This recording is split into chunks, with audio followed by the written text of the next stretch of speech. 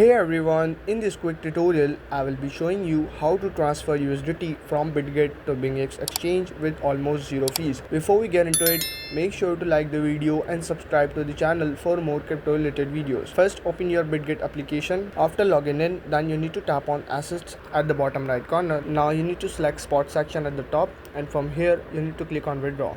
After that, you need to search for USDT in the search bar and simply select USDT Tether. Now you need to choose on-chain withdrawal. Now in this section, you need to paste the withdrawal address and you need to select the withdrawal network first. So simply click on withdrawal network, and here you can see that there are so many networks out there, but you need to choose the network that offers you zero fees. So simply select BEP20 because that supports zero fees. Click on this, and after that you need to minimize your Bitget application, and from here you need to open your BingX exchange. Once you are on the home screen of your BingX, then click on assets. After that you need to click on deposit button. Now click on deposit crypto button, and from here you need to search for USDT in the search bar and simply select USDT Tether. You need to select BEP20 Binance Smart Chain network. Always make sure to select the same network or you will lost all your fund. Now you need to click on get address, and here you can see your USDT BEP20 wallet address. Simply copy this address, or you can share the QR code directly. Simply minimize this and open Bitget application, and from here you need to paste that